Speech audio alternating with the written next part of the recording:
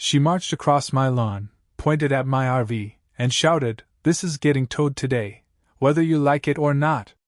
But the permit she signed said otherwise, and I was ready to prove it, in front of everyone.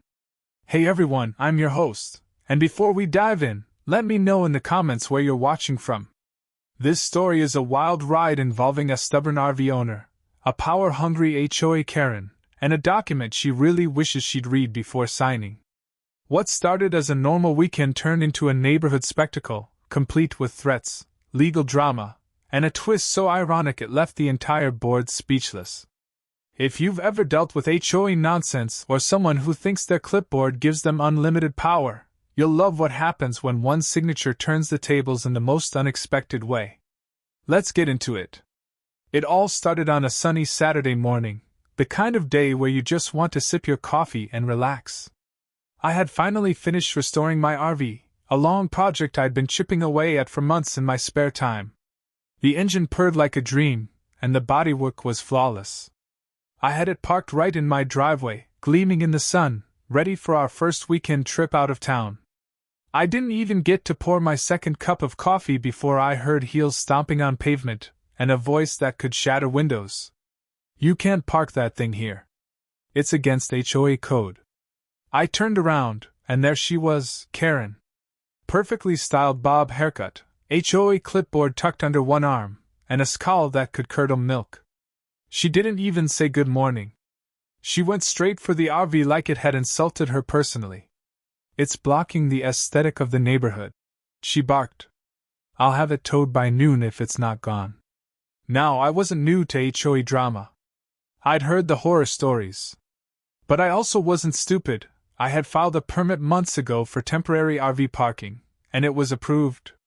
Not just approved, signed by Karen herself, who also happened to be acting as interim board secretary at the time.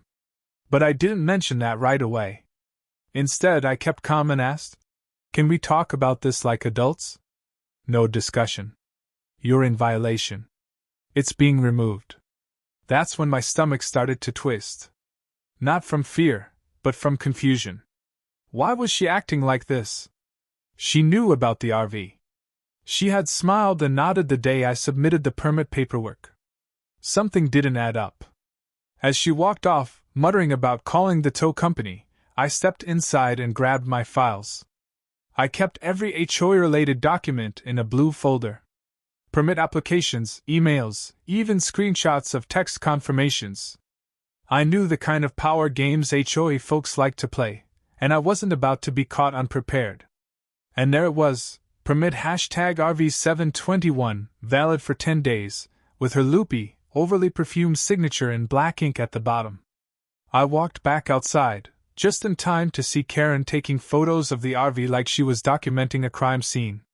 "You really should stop," I said, holding up the permit. "Before you embarrass yourself." She didn't even look at the paper. Just rolled her eyes and snapped another picture. "Fake permits won't help you," she said smugly. "The board didn't approve any RV applications this month." That's when the red flag shot straight into the sky. She said the board? Not I or me. She was pretending she had no part in it. But I remembered exactly how it went down. I had handed the application to her directly. She had smiled and said, "Looks fine to me." And I even got an email the next day confirming it was approved. Now she was acting like she'd never seen it before. "Karen," I said slowly, "I have your email. You signed this. You know this is legit. Then we'll let the tow truck and the board decide." She snapped. She turned her back and walked off like she had already won. At that point, I felt a mix of emotions, confused, angry, and honestly, betrayed. I had tried to do everything by the book. I had trusted the process. I didn't want to be the neighbor who fought with the HOA. But Karen? She clearly thrived on conflict. She was spoiling for a fight, and for some reason, she had chosen me as her target. I spent the next hour printing every piece of evidence I had. I even pulled up security footage from my doorbell camera showing the day I handed her the form and she accepted it. I was ready. Just before noon, as promised, A tow truck rumbled up the street, slow and loud, like something out of a western. The driver looked confused when I flagged him down. "You sure you want to do this?" I asked him. "I've got legal paperwork that says I'm allowed to park this RV." He shrugged. "I'm just doing what the HOA lady said." Karen marched up again, arms crossed like a warden. "You're wasting everyone's time. Get it out of here." That's when I handed her the printed copy of the permit, the email chain, and a copy of her own signature, and watched her face start to freeze. She scanned the paper, then narrowed her eyes. "This can't be real. I never signed this." "You did," I said calmly. "And I have video." Karen went silent for a second. Not long. But long enough for me to know she realized she was caught. "You must have tricked me. I wouldn't just approve an eyesore like this." And there it was, the pivot. Now she was saying I had somehow deceived her into approving a temporary RV parking permit. As if I had some sort of Jedi mind trick up my sleeve. She turned to the tow truck driver and said, "Tow it anyway. I'll handle the paperwork." The guy looked at her like she had lost her mind. "Ma'am, I'm not towing anything unless the paperwork's solid. And right now, he's the only one with proof." Karen was fuming. Her face was practically vibrating. I could see the gears turning behind her eyes. She had tried to flex her HOA power, and it had backfired. But she wasn't done. Not even close. Because the next thing she said was, "Fine. If you want to play it that way, I'm calling an emergency HOA meeting. We'll see how long that RV stays parked once the whole board sees what's going on." She turned on her heel and stormed off, leaving me standing there, permit in hand, and an RV still safe in my driveway. I should have felt triumphant. But instead I felt wary. Because Karen wasn't backing off. She was just getting started. The emergency HOA meeting was set for that same evening, 6 p.m. sharp in the community clubhouse. The kind of place that usually hosts bake sales and yoga classes, now turned into a courtroom for neighborhood drama. I wasn't surprised that Karen had pulled this move. What did surprise me was how fast she got everything organized. She clearly had connections, or just spent every waking hour buried in HOA bylaws and email chains. Either way, she was on a mission. And I knew one thing for sure, she wasn't just trying to tow my RV anymore.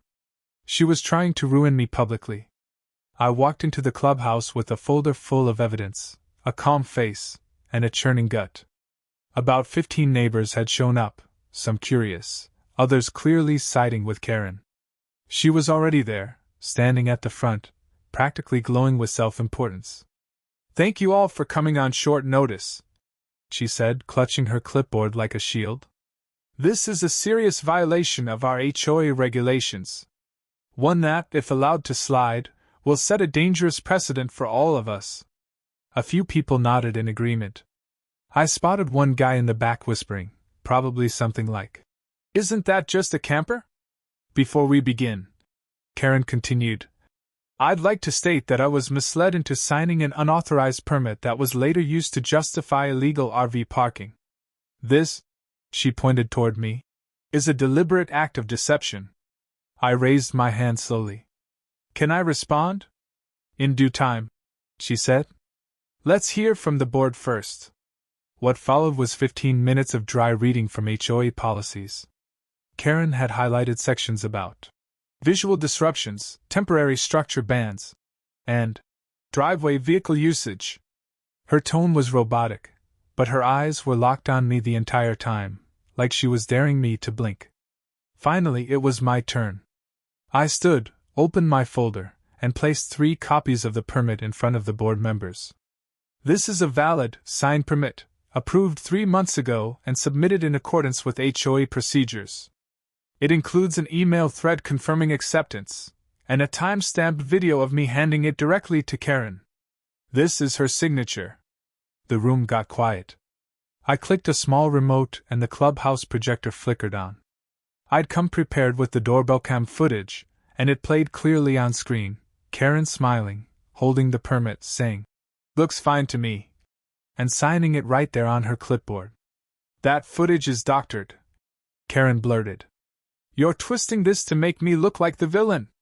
Someone from the audience muttered. Well, you kind of are. Karen turned beet red. It doesn't matter. You shouldn't have ever been allowed to apply for that permit. You know RVs violate Section 6C. This whole thing should be null and void. The board members whispered among themselves. One of them, an older gentleman named Mr. Torres, leaned forward. Karen, you signed it. You didn't flag any issue at the time. Why would we punish someone for following a process you approved? Karen's voice was sharp. Because I thought it was for storage, not active driveway parking. He lied to me. That's not what the footage shows, I said. You literally say, enjoy your trip at the end of the video. She fell silent. Her mouth opened and closed like she wanted to argue, but no words came out. Then came the twist. A woman I didn't recognize stood up near the back. She introduced herself as Lena, a neighbor from the next cul-de-sac. I just want to say something real quick, she said, pulling out her phone. Karen has been threatening to fine me too, for my landscaping choices. Said it clashed with the community color palette. But then I found out she's been working on her own backyard project, without any permits. That got the room buzzing. What kind of project? Someone asked. A private garden and greenhouse, Lena said.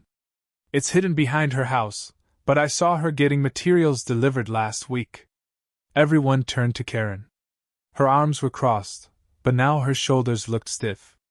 That has nothing to do with this meeting, she snapped. Doesn't it? I said. Because guess where my RV was parked? Right in front of the fence that hides her greenhouse from street view. Dead silence. Then, slowly, it clicked for everyone. This wasn't about RVs. It was never about rules. It was about control. Karen had tried to get rid of my RV, not because of regulations, but because it was blocking her secret project. She was using HOA power to settle a personal score. That's why she tried to tow it, Mr. Torres said under his breath. So no one would see. Karen tried to regain her footing. This is a distraction. This entire meeting is about his violation, not my personal life. You made it personal, I replied. You broke trust. You approved my permit and then pretended you didn't. And now you're calling emergency meetings to save face. A few board members nodded. Karen suddenly looked very, very small. After the meeting, the board called a quick vote. The result? Permit upheld. No towing. And an investigation into Karen's use of HOA authority was launched on the spot. As people started to leave, one of the board members leaned over to me. You handled that with class. Most people would have just yelled back. I smiled. I almost did. But I figured the truth would make more noise than I ever could. Outside, the RV sat peacefully in the driveway, sun setting behind it, casting a soft glow. But I knew the story wasn't over yet. Because Karen? She wasn't the type to take defeat quietly. A few days passed after the emergency meeting, and things were oddly quiet in the neighborhood. Too quiet. My RV remained parked in the driveway, untouched. The HOA board hadn't sent any more emails or notices, and for once, Karen's clipboard crusades were nowhere to be seen. But I knew better than to assume it was over. This wasn't just about policy anymore, it was about pride. Karen had been humiliated in front of the entire board, and she wasn't the type to lick her wounds quietly.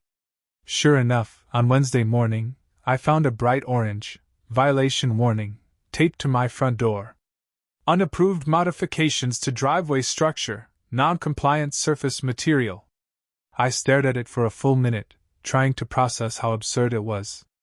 Karen had apparently decided that my driveway was a violation now, because I had resurfaced it with stamped concrete over a year ago.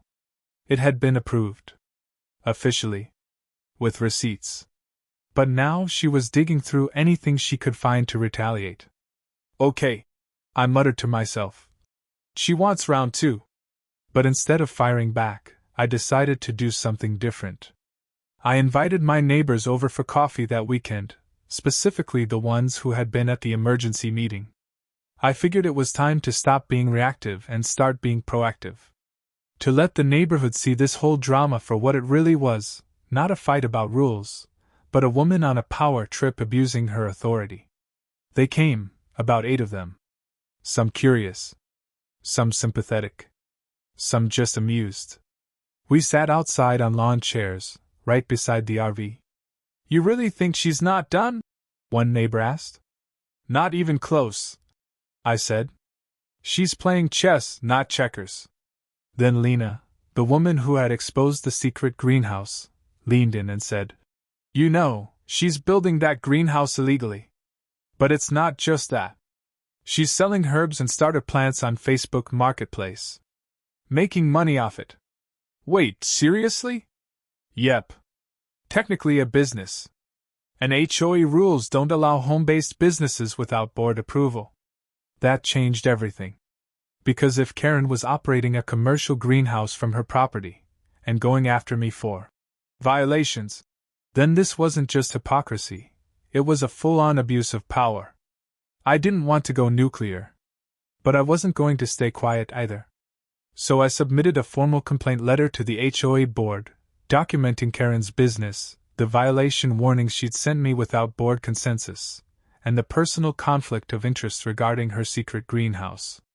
I attached screenshots of her online listings, time-stamped deliveries, and a timeline of every interaction we'd had. Then I did something that, honestly, felt kind of petty, but also perfect. I moved the RV 2 feet forward, just enough so it completely blocked the view of her greenhouse from the street.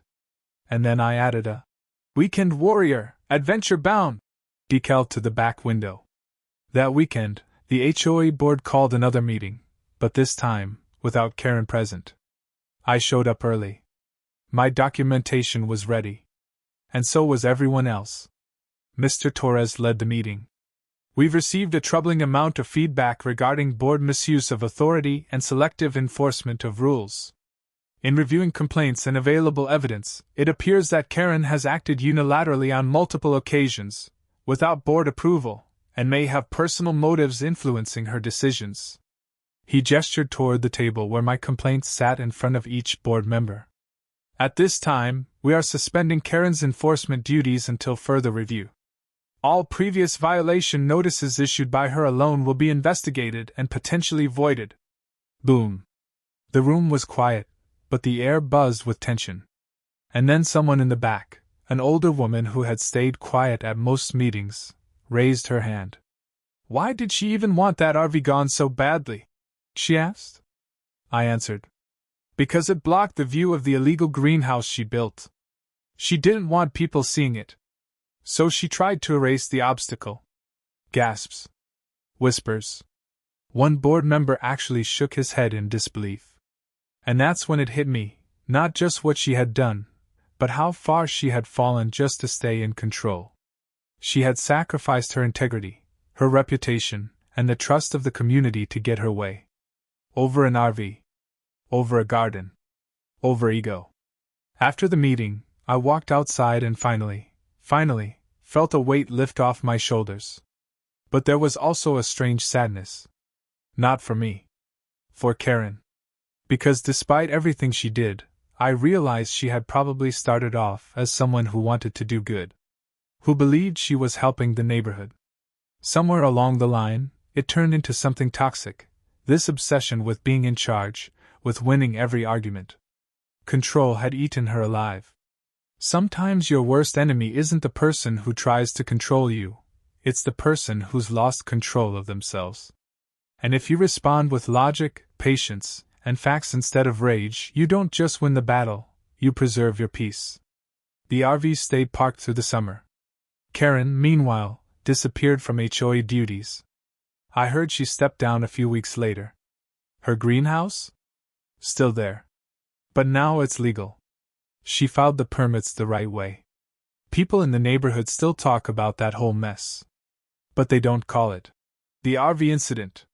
They call it the clipboard downfall.